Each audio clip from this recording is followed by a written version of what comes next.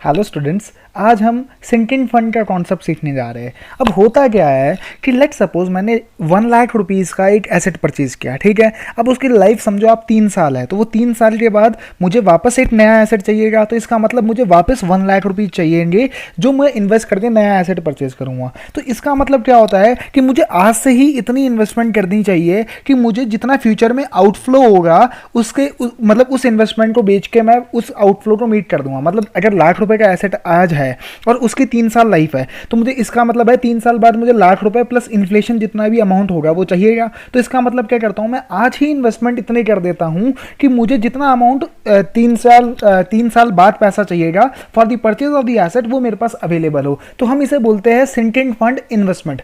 अब sinking fund क्या होता है? सिंकिंग फंड कुछ नहीं होता, ये सिर्फ एक्यूमुलेटेड डेप्रिसिएशन होता है। आप ऐसा समझो, ये कुछ नहीं है, सिर्फ एक्यूमुलेटेड डेप्रिसिएशन है। तो एक्यूमुलेटेड डेप्रिसिएशन और सिंकिंग फंड में फर्क क्या है? अब देखो सिंकिंग फंड, सिंकिंग फंड तो वही है, जो सिंकिंग फंड मतलब वही चीज है जो एक्यूमुलेटेड डेप्रिसिएशन है। लेकिन इसमें नया कॉन्सेप्ट क्या है, जो इन्वेस्टमेंट वाला पार्ट बता रहा हूं मैं, वो हम नॉर्मली नहीं करते। मतलब अब मैं इसमें इन्वेस्टमेंट भी करता जा रहा हूं साथ साथ। मतलब जितना डेप्रिसिएशन अमाउंट है ना, मतलब जितना मेरा इस बार डेप्रिसिएशन लगा ना, उतना ही मैं इन्वेस्टमेंट कर देता हूँ। क्यों करता हूँ? ताकि मेरे पास फ्यूचर में वो अमाउंट में रियलाइज करती है ना, नया एसेट परचेज कर सकूँ। तो ये कॉन्सेप्ट क्या बोलता है? ये कॉन्सेप्ट ये बोलता है कि हमारा जितना जितना ज़्यादा डेप्रिसिएशन लगता जाएगा ना, जितना जितना डेप्रिसिएशन लग रहा है मुझे, मैं क्या करूँगा, उसे इन्वेस्ट करता जाऊँगा वहाँ पे, ठीक है।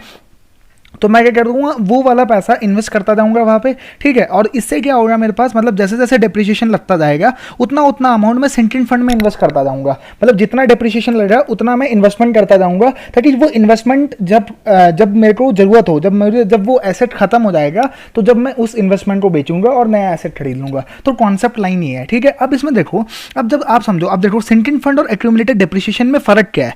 देखो फर्क मैं समझा देता हूँ आपको, यहाँ पे ना, यहाँ पे आइए आप, ठीक है, एक मिनट, ठीक है। अब देखो सिंकिंग फंड में क्या मैंने आपको समझाया, ठीक है, कि हमारे पास क्या होता है, सिंकिंग फंड इन्वेस्टमेंट होती है, ठीक है। अब आप देखो, अगर आप नॉर्मल एंट्री क्या डालते हो डेप्रिसिएशन की, तो मैंने बोला डेप्रिसिएशन की एंट्री डालते हो, डेप्रिसिएशन अकाउंट डेबिट, क्योंकि ये डेप्रिसिएशन मेरा खर्चा है, to accumulated depreciation, to accumulated depreciation, to accumulated depreciation, ये आपकी नॉर्मल एंट्री होती है, ठीक है। तो आपकी ये एंट्री भी सिंकिंग फंड में भी यही एंट्री डलेगी, बस एक्यूमुलेटेड डेप्रिसिएशन की जगह क्या हो जाएगा, सिंकिंग फंड एसएफ अकाउंट बोल देता हूँ मैं इसे, ठीक है, एसएफ अकाउंट है, ठीक है। तो इसका मतलब एंट्री हो जाएगी depreciation account debit to SF account, दोनों में ये फर्क है। अब आप समझो सिंकिंग फंड में एक नई चीज है। नई चीज क्या है कि अगर आप देखो सिंकिंग फंड में आपने क्या किया, इन्वेस्टमेंट भी कर रखी है, तो अब इस इन्वेस्टमेंट से क्या होगा, इन्वेस्टमेंट इनकम आएगी। अब देखो इन्वेस्टमेंट इनकम क्या होती है, अब आप जो समझो, अगर इन्वेस्टमेंट इनकम होती है तो आपके पास क्या होगा, बैंक अकाउंट में पैसा आया होगा इनकम का, तो bank account debit to investment income to SF investment income, ठीक है, एसएफ इन्वेस्टमेंट इनकम, ठीक है। अब एसएफ इन्वेस्टमेंट इनकम ना, तो ये मैंने लेट सपोज मैंने बोला कि ये जितना जैसे जो भी अमाउंट आया, जैसे लेट सपोज हम इसे फिगर्स डाल लेते हैं, जैसे 10,000 रुपये का डेप्रिसिएशन था, तो मेरे को 100 रुपये की इनकम आई, 100 रुपये की इनकम आई, तो एसएफ इन्वेस्टमेंट है, तो ये मुझे इतनी पैसा आया, तो ये मतलब क्या है, ये प्रॉफिट एंड लॉस में जाना चाहिए, ठीक है, प्रॉफिट एंड लॉस में जाना चाहिए। अगर नॉर्मल हम एंट्री करते, तो अगर हम नॉर्मल एंट्री करें तो ये कहाँ जाना चाहिए, प्रॉफिट एंड लॉस में जाना चाहिए, ये जो पैसा आया, ठीक है। इसी तरीके से आप देखो, तो अब लेकिन इस वाले मेथड में क्या होता है, नॉर्मली क्या जाना चाहिए, ये वाला अमाउंट जाना चाहिए प्रॉफिट एंड लॉस में, ठीक है। और डेप्रिसिएशन अब जैसे लेट सपोज 1000 से, ठीक है, तो अब इसका मतलब ये होना चाहिए, ठीक है। तो अब देखो, अब आपका प्रॉफिट एंड लॉस अगर आप बनाओ, ठीक है, प्रॉफिट एंड लॉस अगर आप बनाओ, तो देखो डेप्रिसिएशन भी प्रॉफिट एंड लॉस में जाएगा, डेप्रिसिएशन भी प्रॉफिट एंड लॉस में जाएगा। तो अगर मैं प्रॉफिट एंड लॉस बनाऊं तो इनकम और एक्सपेंडिचर और इनकम बना देता हूँ ना, एक्सपेंडिचर और अमाउंट और इनकम अमाउंट, ठीक है। अगर आप देखो क्या बनेगा, इनकम अमाउंट ना, ये इनकम है, ठीक है। अब मैंने बोला, अब ये जो एसएफ इन्वेस्टमेंट है, तो ये क्या होगा, 100 रुपये जो है ये क्रेडिट बैलेंस में आएगा यहाँ पे, तो ये मेरा ये आ गया एसएफ इन्वेस्टमेंट, ठीक है। तो ये एसएफ इन्वेस्टमेंट अकाउंट मेरा प्रॉफिट एंड लॉस में मैंने 100 रुपये डाल दिया। और आप देखो टू डेप्रिसिएशन कितना आएगा, टू डेप्रिसिएशन आएगा मेरे पास 1000 रुपये। तो इसका मतलब क्या होता है, आप देखो 1000 रुपये ये वाला है ना, अब आप इसकी एंट्री देखो, समझो क्या हुआ, इसकी एंट्री हुई, मतलब ये जो डेप्रिसिएशन है वो क्रेडिट हुआ था, ठीक है, और प्रॉफिट एंड लॉस में ट्रांसफर हुआ, तो ये एंट्री हुई थी, profit profit and loss account debit, ठीक है, प्रॉफिट एंड लॉस में profit and loss account debit to depreciation. तो आप देखो ना, ये मतलब ये डेप्रिसिएशन अकाउंट मैंने क्या ट्रांसफर कर दिया टू डेप्रिसिएशन, मतलब हुआ क्या, जो डेप्रिसिएशन था वो मैंने प्रॉफिट एंड लॉस में ट्रांसफर कर दिया। सिमिलरली एसएफ इन्वेस्टमेंट इनकम जो थी ना, इसे मैंने डेबिट किया और इसे मैंने to profit and loss transfer कर दिया, ठीक है। तो आप देखो तभी तो यहाँ पे प्रॉफिट एंड लॉस में बाई एसएफ इन्वेस्टमेंट आया, सॉरी टू एसएफ इन्वेस्टमेंट नहीं आएगा, ये बाई एसएफ इन्वेस्टमेंट आएगा, ठीक है। तो इसका मतलब मेरा नेट खर्चा कितना बुक हुआ, 1000 माइनस 100 रुपीज़, तो मतलब 900 रुपये खर्चा बुक हुआ, ठीक है। अब देखो इस वाले मेथड में क्या होगा, इस वाले मेथड में क्या होगा, ये जो एसएफ इन्वेस्टमेंट वाली जो एंट्री है ना, ये आपकी जाएगी एसएफ सिंटिन फंड अकाउंट में। अब देखो इससे क्या होगा, इससे कुछ नहीं फर्क पड़ेगा, ठीक है। इससे ये जो जाएगा ना, ये सिंटिन फंड अकाउंट में, मतलब ये बैलेंस शीट आइटम बन जाएगा, मतलब ये प्रॉफिट एंड लॉस में नहीं डाल रहे आप अब, ठीक है, ये आप प्रॉफिट एंड लॉस में नहीं डाल रहे आप, मतलब इसका इम्पैक्ट आपका कहा जाएगा सिंटिन फंड अकाउंट, जो कि आपका क्या है, जो एसेट में से माइनस होता है, ठीक है। तो इसका मतलब क्या हुआ, ये एंट्री आपकी एसएफ अकाउंट में गई, ठीक है। मेन फर्क ये है, ठीक है, ये वरना नॉर्मल अगर होता तो प्रॉफिट एंड लॉस में जाता, लेकिन अभी सेंटिन फंड अकाउंट में गया है, ठीक है। अब आप देखो सेंटिन फंड अगर अकाउंट में गया है पैसा, तो इसका मतलब क्या हुआ, अब आपका जो डेप्रिसिएशन, अब आप सोचो सेंटिन फंड अकाउंट आपका क्लोजिंग बैलेंस कितना होना चाहिए, सेंटिन फंड अकाउंट का क्लोजिंग बैलेंस होना चाहिए 1000 रुपीज़, ठीक है। क्योंकि डेप्रिसिएशन टोटल कितना होना चाहिए, मैंने बोला ठीक है सेंटिन फंड अकाउंट का बैलेंस होना चाहिए 1000 रुपीज़। अब लेकिन मैंने बोला 100 रुपये तो उसमें से मैंने ऑलरेडी डाल दिए, तो इसका मतलब अब जो मैं डेप्रिसिएशन की एंट्री डालूंगा ना, वो सिर्फ 900 रुपये की डालूंगा, क्यों, क्योंकि देखो ना मेरा सेंटिन फंड का जो बैलेंस होना चाहिए ना, वो टोटल में 1000 रुपये होना चाहिए, और मैंने 100 रुपये उसमें ऑलरेडी डाल दिया है। तो इसका मतलब क्या होता है कि अब देखो अब क्या होगा, ये डेप्रिसिएशन जो होगा ना, वो सिर्फ 900 से बुक होगा यहाँ पे, ठीक है। क्योंकि 100 रुपये तो उसमें ऑलरेडी इंटरेस्ट का आ रहा है, तो इसका मतलब क्या होता है, वो इंटरेस्ट वो क्या करता है, अब देखो अब आप अगर इसमें आप इनकम एक्सपेंडिचर बनाओगे ना, तो इसमें भी 900 रुपये ही बचेगा प्रॉफिट एंड लॉस में। अगर आप देखो ना, इस वाले मेथड में भी 900 रुपये ही बचा, इस वाले में भी 900 रुपये ही डाला अल्टीमेटली खर्चा तो प्रॉफिट एंड लॉस में, और इसमें भी आपका 900 रुपये ही डल रहा है। तो इसका मतलब क्या होता है, कुछ नहीं है, सिर्फ हमें क्या, ये सिर्फ हमें धोखा दिया जा रहा है। इसमें हो क्या रहा है, इसमें क्या हो रहा है, इसमें जो ये देखो ना, जो इंटरेस्ट मिला ना, वो आपके डेप्रिसिएशन के खर्चे को कम कर रहा है, ठीक है। वो जो इंटरेस्ट मिला ना आपको सेंटिन फंड अकाउंट पे, वो आपके डेप्रिसिएशन का जो खर्चा है ना, उसे कम कर रहा है। तो इस मेथड में क्या होता है कि जो भी आपकी ये इनकम होती है ना, इन्वेस्टमेंट इनकम या फिर profit on sale of investment, तो वो क्या होता है, वो आपके डेप्रिसिएशन के खर्चे को कम कर देता है, बस कॉन्सेप्ट ये है। तो मतलब डेप्रिसिएशन का खर्चा ना प्रॉफिट एंड लॉस में या तो कम जाएगा, क्योंकि अगर इनकम हुई है मुझे इन्वेस्टमेंट से, तो वो सिंटिन फंड में ऑलरेडी जा चुका है, तो इसका मतलब जो डेप्रिसिएशन का खर्चा बुक होगा ना, वो कम बुक होगा। अगर आप इस वाले देखो, इस वाली पिक्चर में भी कितना हुआ, 900 रुपये खर्चा बुक हो रहा है, और इसमें भी 900 रुपये खर्चा बुक हो रहा है। तो मतलब कॉन्सेप्ट क्या है, मुझे सिंटिन फंड को टोटल 1000 रुपये पे पहुंचाना है, ठीक है। अब अगर 100 रुपये उसमें से इनकम में से आता, मतलब अगर इंटरेस्ट में से आता तो कोई प्रॉब्लम नहीं, तो मैं 900 रुपये का खर्चा डाल दूंगा। तो या तो मैं 1000 रुपये का खर्चा डालूँ और 100 रुपये की इनकम बुक करूँ, या मैं 900 रुपये का सीधा खर्चा डाल दूँ, तो दोनों को बात तो एक ही है ना। तो ये कॉन्सेप्ट है जो बेसिकली आपको समझना है कि मतलब इसमें क्या होता है,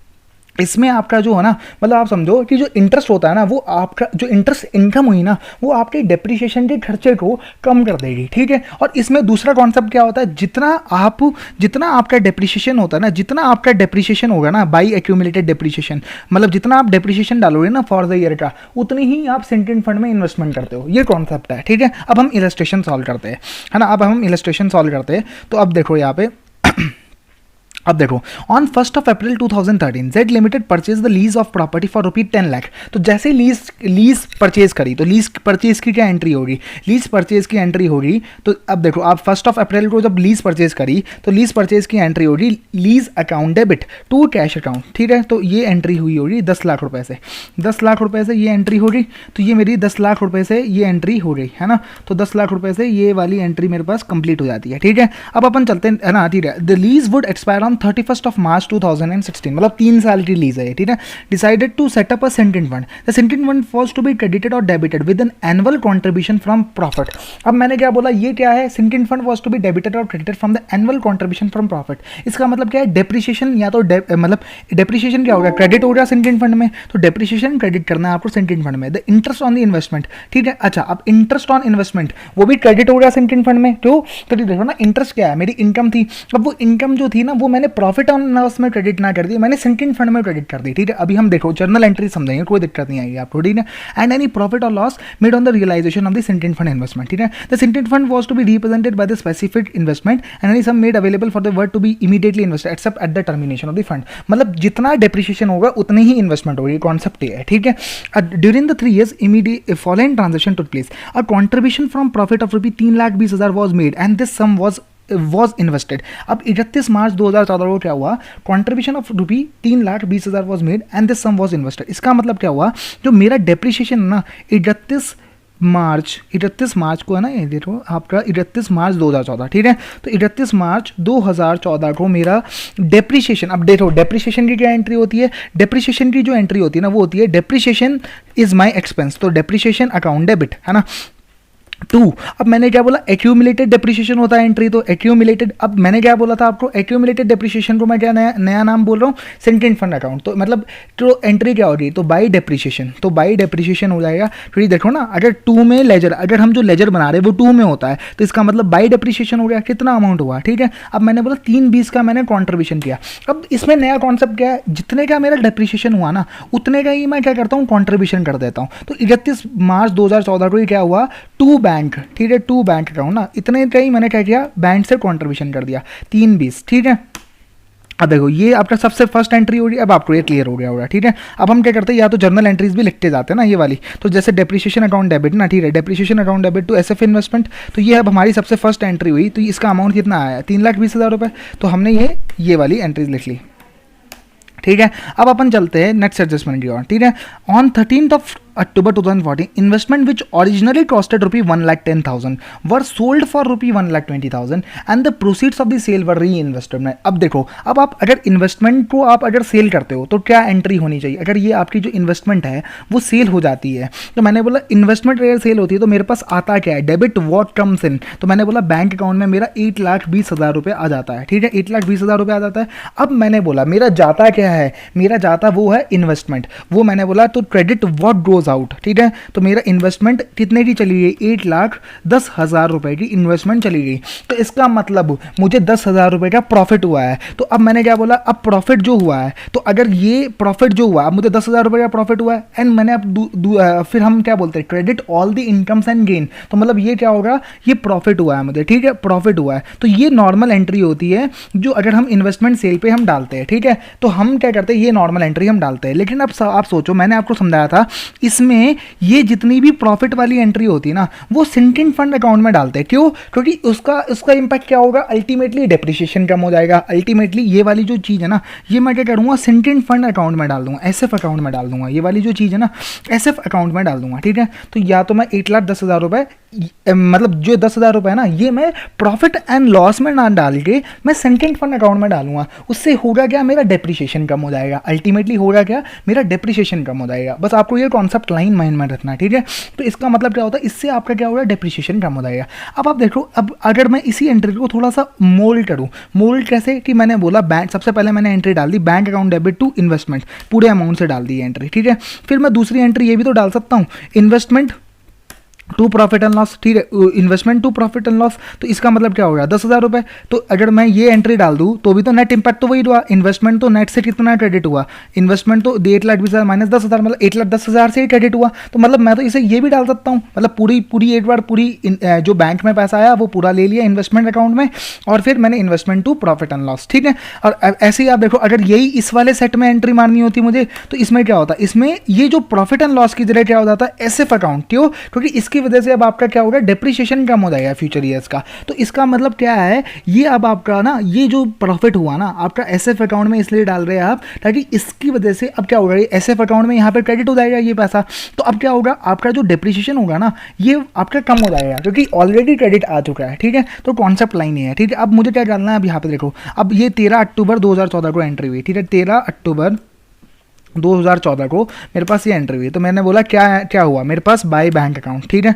तो बाई बैंक अकाउंट मैंने बोला कितने रुपए की एंट्री आई, जैसे ये देखो बाई बैंक अकाउंट हुआ ना इन्वेस्टमेंट में, तो मैंने बोला लेट सपोज ये 1,20,000 रुपये की एंट्री है, तो 1,20,000 रुपये की एंट्री डाल दी मैंने, ठीक है। अच्छा जी, अब आप देखो इन्वेस्टमेंट टू मैंने क्या बोला, दूसरी एंट्री मैंने बोला आपको उसी दिन क्या डली, उसी दिन जो प्रॉफिट था वो मैंने कहा ट्रांसफर करना है, सिंकिंग फंड अकाउंट में ट्रांसफर करना है। आपको मैंने समझाया ना, ये कहा ट्रांसफर करना है आपको सिंकिंग फंड अकाउंट में, जो हमने यहाँ पे देखा, तो इन्वेस्टमेंट में टू सिंकिंग फंड अकाउंट, ठीक है। अब लेकिन आपको क्वेश्चन क्या बोलता है, क्वेश्चन एक और चीज बोलता है, ठीक है। क्वेश्चन क्या बोलता है, ठीक है, and the proceeds of sale were reinvested, मतलब ये पैसा जो 1,20,000 मुझे मिला था ये मैंने क्या किया, वापस लगा दिया, मतलब वापस मैंने इन्वेस्टमेंट कर दी। तो एंट्री क्या हुई, टू बैंक, है ना, टू बैंक कितना आउटफ्लो हुआ, तो मैंने बोला इन्वेस्टमेंट मैंने क्या करा, वापसी 1,20,000 रुपए की इन्वेस्टमेंट कर दी। तो ये एंट्रीज होती है मेरी, तो इन्वेस्टमेंट मेरी बढ़ जाएगी और मेरा बैंक चला जाएगा। तो इसका मतलब अब देखो ये वाली जो एसएफ अकाउंट की जो एंट्री है ना, ये आप देखो 13/10 को यहाँ पे आ जाएगी बाय एसएफ इन्वेस्टमेंट अकाउंट, ठीक है। एसएफ इन्वेस्टमेंट अकाउंट आप क्या कर सकते थे, डायरेक्टली भी डाल सकते थे, जैसे ये वाली एंट्री थी ना, ये वाली एंट्री सॉरी, मतलब ये वाली एंट्री डायरेक्टली भी डाल सकते थे। मतलब आप क्या करते, इन्वेस्टमेंट अकाउंट को सिर्फ 1,10,000 से क्रेडिट करते, लेकिन मैंने पहले क्या किया, मैंने इसे पहले पूरा किया 8,20 से क्रेडिट, फिर इसे मैंने डेबिट कर दिया, तो अल्टीमेटली तो 8,10 से क्रेडिट हुआ है। तो आप वैसे भी कर सकते हैं, ठीक है। तो इसका मतलब एसएफ इन्वेस्टमेंट में कितना ट्रांसफर हो गया, 10,000 रुपये, ठीक है।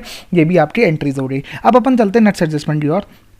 On 31st of March 2015, a contribution of profit of ₹3,20,000 was made. Interest on investment was received, and these amount were reinvested. अब देखो 3,20,000 रुपए का मैंने कंट्रीब्यूशन किया है एंड 16,000 रुपए मुझे इंटरेस्ट मिला था, वो भी मैंने री इन्वेस्ट कर दिया है, ठीक है। मतलब कॉन्ट्रीब्यूशन प्रॉफिट ना, कॉन्ट्रीब्यूशन फ्रॉम प्रॉफिट, इसका मतलब क्या हुआ, 31 मार्च 2015 को कॉन्ट्रीब्यूशन प्रॉफिट दिया, क्या मतलब है, कॉन्ट्रीब्यूशन फ्रॉम प्रॉफिट दिया मतलब है कि डेप्रिसिएशन कितना था, 3,20,000 रुपए। कॉन्ट्रीब्यूशन फ्रॉम प्रॉफिट दिया मतलब क्या है, डेप्रिसिएशन। अब आप देखो 31 मार्च 15 को आपने इतना पैसा लगा भी दिया, ठीक है, इतना पैसा आपने इन्वेस्ट भी कर दिया, टू बैंक अकाउंट कितना रुपए का गया, 3,20,000 रुपए, जो यहाँ पे आपका डेप्रिसिएशन था, ठीक है। लेकिन अब इसमें हमें क्या बोला है कि हमें इंटरेस्ट इनकम भी मिली है, ठीक है। तो अब इंटरेस्ट इनकम की क्या एंट्री होती है, तो मैंने बोला बैंक अकाउंट डेबिट, ठीक है। तो अगर मुझे पैसा मिला है 16,000 रुपये मिला है, ठीक है। अब मैंने बोला टू इंटरेस्ट इनकम, ठीक है, टू इंटरेस्ट इनकम। अगर ये नॉर्मल एंट्री होती तो ये इंटरेस्ट इनकम होती, ठीक है। अब मैंने आपको जैसा कि पहले समझाया था, अब ये इंटरेस्ट इनकम क्या करेगी, आपके डेप्रिसिएशन को कम कर देगी। मतलब अल्टीमेटली आप सोचो ना, तो आपका इस बार का जो डेप्रिसिएशन होना चाहिए था ना, वो होना चाहिए था 336, लेकिन क्या किया, ये जो इंटरेस्ट इनकम है ना, वो आपके क्या करेगी, इसमें जाएगी और इस बार का जो डेप्रिसिएशन है ना उसे कम कर देगी। अब आप देखो कैसे होगा। अब मैंने क्या बोला, ये जो इंटरेस्ट इनकम है ना, वैसे तो प्रॉफिट एंड लॉस में जानी चाहिए, लेकिन इसमें क्या होगा, ये प्रॉफिट एंड लॉस में ना जाके ये आपके एसएफ अकाउंट में जाएगी। कहा जाएगी एसएफ अकाउंट, मतलब सिंकिंग फंड अकाउंट में जाएगी, ये कहा जाएगी सिंकिंग फंड अकाउंट में जाएगी। तो अब इससे होगा क्या, bank account debit to sinking fund account. तो ये जो 16,000 रुपए जो आपको इंटरेस्ट मिला है ना, ये आपका क्या होगा, इसका मतलब ये हुआ ये प्रॉफिट एंड लॉस में ना जाके आपका सिंकिंग फंड में जाएगा। तो ये आपको सबसे इंपॉर्टेंट एडजस्टमेंट समझते हैं, ठीक है। अब होगा क्या, इसका मतलब ये हुआ 31 मार्च 2015 को आपका बाई बैंक अकाउंट जो कि इंटरेस्ट है, ठीक है, ये कुछ नहीं, ये इंटरेस्ट है, ठीक है, ये इंटरेस्ट है। तो इंटरेस्ट मैंने लिख दिया, इसे इंटरेस्ट है ये। तो ये कितने रुपए है, तो ये मेरा 16,000 रुपए है। तो मैंने क्या बोला, ये 16,000 रुपए जो आपका है ना, अब क्या, अगर आप इसे समझना चाहो तो क्या है, ये ऐसे आप समझिए कि ये 320 + 16 टोटल डेप्रिसिएशन था 336, लेकिन 16 की इनकम थी, जिस वजह से हमारा डेप्रिसिएशन सिर्फ 320 ही रह गया, ठीक है। तो आप इसे ऐसे समझिए, ठीक है। तो अब जो मेरी इन्वेस्टमेंट हुई ना, अब जो मैंने यहाँ पे इन्वेस्टमेंट करी वो 320 नहीं करी, प्लस 16,000 भी कर दी। मतलब आप समझो टोटल जो, मतलब मेरी जो इन्वेस्टमेंट हुई ना, वो क्या हुई, डेप्रिसिएशन वाला 320 और 16,000 जो इंटरेस्ट वाला है। तो इसका मतलब क्या हुआ, ये जो इंटरेस्ट है ना आपका 16,000 रुपये, इस डेप्रिसिएशन को ये कम कर देता है। मतलब होता क्या, अल्टीमेटली डेप्रिसिएशन आपका कम हो गया। वो आपको मैंने पहले समझा ही रखा है ये वाली चीज़। तो फिर अब अपन चलते हैं, अब on investment which originally costed ₹2,10,000 were sold at a profit of ₹20,000 and the proceeds of the sale were reinvested. इसका मतलब मैंने 2,10,000 की चीज़ अगर मैं 2,30,000 में बेचता हूँ, तो अब अगर आप इसी एंट्रीज को अगर थोड़ा सा मॉडिफाई करो, तो आप देखो 2,10,000 वाली चीज़ अगर मैं 2,10,000 वाली चीज़, तो इसका मतलब बैंक में मेरे पास 2,10,000 वाली चीज़ अगर मैं 20,000 के प्रॉफिट पे बेचता हूँ, तो मतलब मैंने टोटल में 2,30,000 भेजा। अब इन्वेस्टमेंट मेरा कितने से क्रेडिट होना चाहिए, 2,10,000 से, और मुझे 20,000 का प्रॉफिट हो जाना चाहिए इस ट्रांजेक्शन में, ठीक है।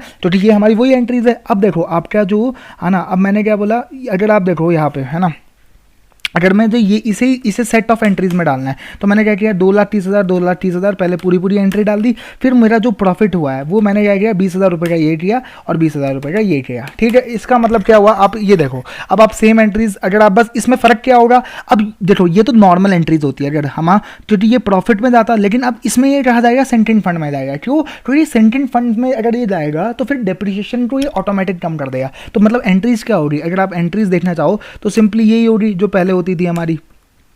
तो अब हमारी जो एंट्रीज होगी वो ये हो जाएगी, है ना, जो ये है ना। तो इसका मतलब क्या हो जाएगा, ये आपके इन्वेस्टमेंट अकाउंट। तो इसका मतलब क्या हुआ, अब आपका जो इन्वेस्टमेंट अकाउंट, तो आप या तो ये भी एंट्री डाल सकते हो, बैंक अकाउंट डेबिट 2,30,000 रुपये आया, इन्वेस्टमेंट में 2,10,000 गया, बाकी एसएफ अकाउंट में चला गया। ठीक है, तो या तो आप ऐसे डाल सकते हो, या फिर आप क्या करो, पूरे से पहले एंट्री डाल दो और फिर इन्वेस्टमेंट को क्रेडिट कर दिए, एसएफ अकाउंट में पैसा ट्रांसफर कर दो। तो मैं क्या करता हूँ, दूसरे वाले सेट से एंट्री डालता हूँ। ठीक है, तो दूसरे वाले सेट से जब मैं एंट्री डालूंगा तो जब मुझे क्या मिला, सबसे पहले तो आप ये समझो ये कब हुआ है ट्रांजेक्शन, ये ट्रांजेक्शन हुआ है आपका 9 अगस्त 2015 को। तो मतलब ये ट्रांजेक्शन है 9 अगस्त 2015 को। ठीक है, तो अब मुझे क्या मिला, बाई बैंक। ठीक है, कितना, 2,30,000 रुपये। ठीक है, तो ये मेरा बैंक अकाउंट में पैसा है। तो ये 9 अगस्त 15 को मैंने क्या किया, ये जो इसमें जो प्रॉफिट हुआ, इसमें मुझे कितना प्रॉफिट हुआ, इसमें मुझे प्रॉफिट हुआ 2 एसएफ अकाउंट में मैंने ट्रांसफर कर दिया। कितना, 2,30,000 माइनस 2,10,000 जो इतनी कॉस्ट थी। तो मतलब ये जो प्रॉफिट था, मतलब अल्टीमेटली मैंने क्या किया, जो 2,10,000 की इन्वेस्टमेंट थी, मतलब इन्वेस्टमेंट अकाउंट 2,10,000 से क्रेडिट किया, क्योंकि इन्वेस्टमेंट तो उतनी है ना सिर्फ उसके अंदर। तो और ये मैंने एसएफ अकाउंट में ट्रांसफर कर दिया जो प्रॉफिट एंड लॉस हुआ इसका। तो इसका मतलब क्या हुआ, तो ये बाई सेंटिंग फंड इन्वेस्टमेंट। ठीक है, अच्छा जी, अब आप देखो 20,000। ठीक है, अच्छा ये आपका हो गया। अब लेकिन क्वेश्चन ने हमें क्या बोला, जितना सेल प्रोसीड हुई ना, ठीक है, and the proceed of the sale were reinvested, मतलब ये जितना भी पैसा है ना 2,30,000 रुपये, ये मैंने री इन्वेस्ट कर दिया। मतलब 9 अगस्त 2015 को मैंने एक और एंट्री डाली, मेरी इन्वेस्टमेंट मैंने बढ़ा दी। तो इन्वेस्टमेंट मेरी क्या हो गई, टू बैंक अकाउंट कितना हो गया, 2,30,000 मैंने और डाल दिया। तो इसका मतलब अब जो मेरी इन्वेस्टमेंट की पोजीशन है वो अब रिवाइज पोजीशन नहीं आ रही है। ठीक है, अब आप देखो लास्ट में क्या होता है, अब देखो इंटरेस्ट ऑन, अब देखो इंटरेस्ट ऑन 31 मार्च 2016। ठीक है, interest on investment rupee 48,000 was received and which was not invested. अब देखो अब आपको इंटरेस्ट रिसीव हुआ है, तो मैंने बोला आपको bank account debit to interest income होती थी एंट्री नॉर्मल, अगर हम एंट्री डालते तो 46,000 रुपये से ये एंट्री होनी चाहिए थी। लेकिन अब मैंने बोला अब जो हम अकाउंटिंग कर रहे हैं ये थोड़ी सी स्पेशल अकाउंटिंग है, इन द सेंस कि ये जो भी इंटरेस्ट होगा ना, ये आपके डेप्रिसिएशन के खर्चे को ही कम कर देगा। तो ये कहा जाएगा एसएफ अकाउंट में जाएगा। ठीक है, तो आप इसे देखो, ये जो इंटरेस्ट जो आया ना आपका, तो अब आप देखो एसएफ अकाउंट में ना, अगर आप देखो तो ये 31 मार्च 16 को आपको एसएफ अकाउंट में 31 मार्च 16 को 2016 को आपको इंटरेस्ट मिला वापस। कितने रुपए का इंटरेस्ट मिला आपके पास, यहाँ पे देखो 46,000 रुपये का इंटरेस्ट मिला। ठीक है, ये जो 46,000 रुपये का आपको इंटरेस्ट मिला ये आपने यहाँ पे डाल दिया। अब इससे होगा क्या, अब मैं आपको लास्ट में ना एक बहुत शानदार पिक्चर दिखाऊंगा जिससे होगा क्या, जैसे कि ये 16,000 था ना इंटरेस्ट पहले, तो ठीक है। तो अब हम लास्ट में क्या करेंगे, एक है ना शानदार एक वो देख लेंगे। ठीक है, कि हमारे को पूरा कॉन्सेप्ट क्लैरिटी हो जाएगी। ठीक है, अब देखो मैं आपको समझाता हूँ। फिर अब देखो, अब ये तो पहली एडजस्टमेंट हो गई, all existing investment were sold for rupee 6,40,000 है ना, contribution from the profit was made and this amount was not invest. अब देखो ठीक है, अब आप देखो कॉन्सेप्ट क्या है, कॉन्सेप्ट ये है, अब आप देखो क्या चीज़ है कि अब देखो आपकी ये जो इन्वेस्टमेंट जो थी ना वो मैंने बेची, कितने रुपए में बेची। अब देखो ये टोटल अभी इन्वेस्टमेंट अकाउंट कितना बैलेंस आ रहा है, इन्वेस्टमेंट अकाउंट का बैलेंस आ रहा है 6,86,000 रुपये। ठीक है, 6,86,000 रुपये बैलेंस आ रहा है। लेकिन अब मैंने 31 मार्च 2016 जब लीज मेरी खत्म होने वाली है, मतलब अब मुझे नया एसेट लेना है, तो मैंने इस इन्वेस्टमेंट को बेच दिया। मैंने इस इन्वेस्टमेंट को बेचा, कितने में बेचा, मैंने बोला 6,60,000 रुपये में बेच दिया। तो इसका मतलब क्या हुआ, 6,86,000 बैलेंस आ रहा था और मैंने 6,60,000 में बेच दिया। तो इसका मतलब क्या हुआ, मुझे लॉस हुआ है इसके ऊपर। तो ये जो लॉस होगा ना, ये लॉस प्रॉफिट एंड लॉस में नहीं ट्रांसफर होगा, ये एसएफ अकाउंट में ट्रांसफर होगा। एसएफ अकाउंट क्या है, बैलेंस शीट आइटम है।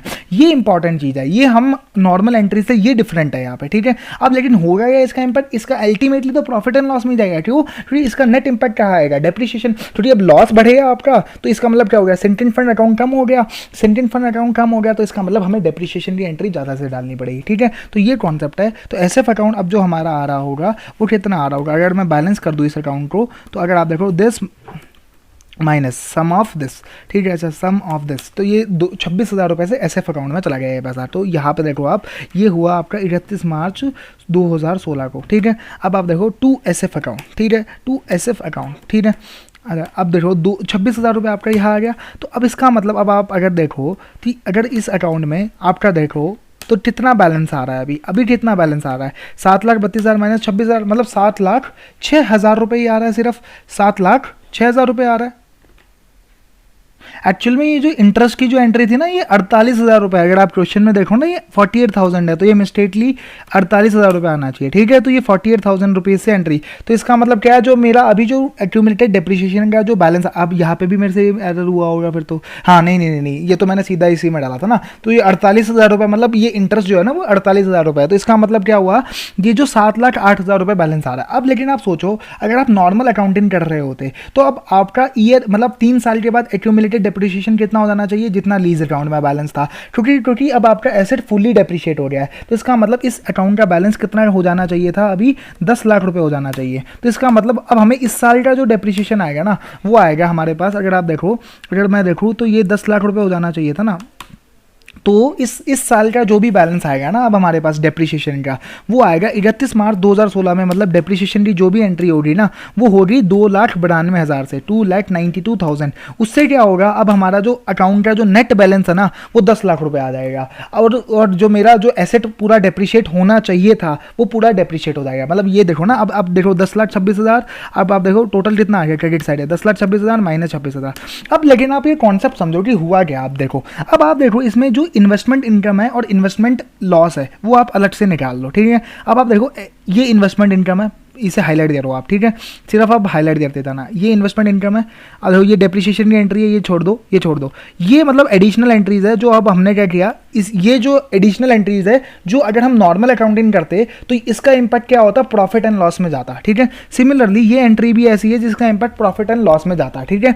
तो इसका मतलब क्या होता, अब आप देखो, अब आपका जो डेप्रिसिएशन वो डलना चाहिए था, वो टोटल डलना चाहिए था 10 लाख रुपए, ठीक है। लेकिन अब आपको टोटल जो डेप्रिसिएशन डलना चाहिए था 10 लाख रुपए, ठीक है। तो आपका जो टोटल डेप्रिसिएशन डलना चाहिए था वो 10 लाख रुपए, जिसमें से आपने 3/20 पहले साल में डाला, 3/20 सेकेंड साल में डाला, और मतलब इसका मतलब क्या होता है ना, तो इसका मतलब 360 आपका लास्ट ईयर में डलना चाहिए था डेप्रिसिएशन। लेकिन अब आप देखो कॉन्सेप्ट समझो क्या है, अब आपने क्या किया, इतनी इन्वेस्टमेंट इनकम ऑलरेडी कमा रखी है, this plus this plus this plus this minus this, ये लॉस है ना आपका। तो आपकी जो ये जो इनकम आ रही है ना, वो आ रही है 68,000 रुपये, आपने ऑलरेडी कमा रखा है। तो इसका मतलब जो डेप्रिसिएशन का खर्चा होगा ना, वो ये इनकम कम कर देगी। तो इसका मतलब क्या हुआ, अल्टीमेटली मेरा मतलब जो डेप्रिसिएशन बुक होगा ना, वो सिर्फ 2,92,000 का ही बुक होगा। तो ये बड़ा इंपॉर्टेंट कॉन्सेप्ट है जो आपको माइंड में रखना है कि भाई जो ये जो इंटरेस्ट इनकम होती है ना, ये क्या करता है, मेरा डेप्रिसिएशन के खर्चे को कम कर देता है। जैसा कि आप ये एग्जाम्पल में देखो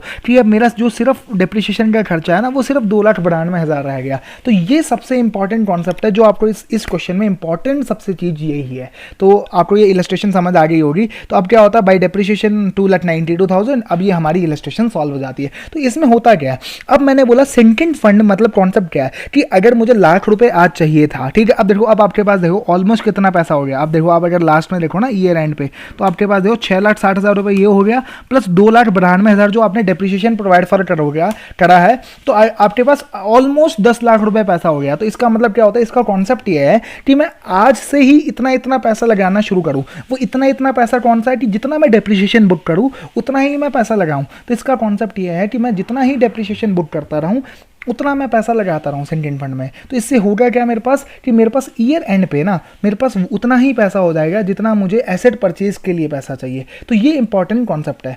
तो अपने को ये माइंड में रखना है, ये फ्लो अपने माइंड में होना चाहिए।